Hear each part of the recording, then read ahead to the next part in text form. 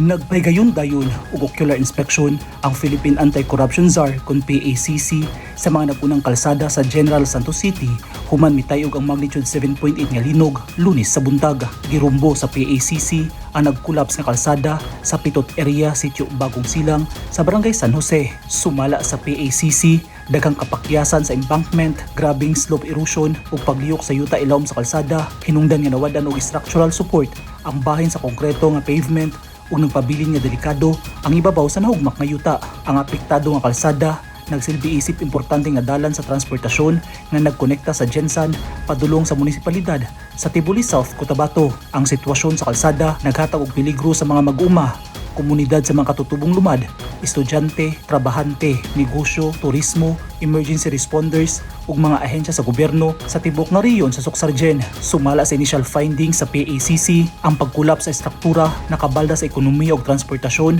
sa mga agianan sa rehiyon, nakahunong sa lihok sa mga produkto sa agrikultura, serbisyo publiko, komersyo, kalihukan sa turismo ug operasyon sa pagresponde sa emerhensiya. Nagpahigayon sab og search and rescue operation ang General Santos Search and Rescue Team sa apektadong lugar alang sa na-report nga construction personnel nga gingong missing human sa linog ug pagkahugmak sa kalsada. Natala sa PACC ang visible pavement separation, differential settlement, exposed nga drainage structures, halapad nga soil erosion ug mga timaan sa padayon nga geotechnical instability nga naghatag og seryoso nga risgo sa mga motorista ug sa kasikbit nga mga komunidad.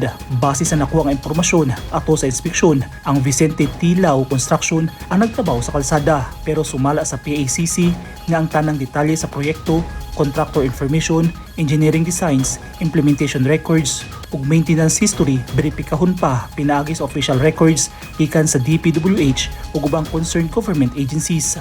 Doon na girekomenda ang PACC gawa sa Jensan nga grabing naapektuhan sa linog. Daghang lugar sab sa Mindanao ang gitayog. Sa report sa Phibox, maasim Sarangani ang epicenter sa linog. Ang Cotabato Trench ang milihok hinungdan sa kusog nga pagtayog. Padayon ang gihimong rapid damage assessment sa mga apektadong lugar. Eugene Hinutan, Newsline Philippines. Stay safe.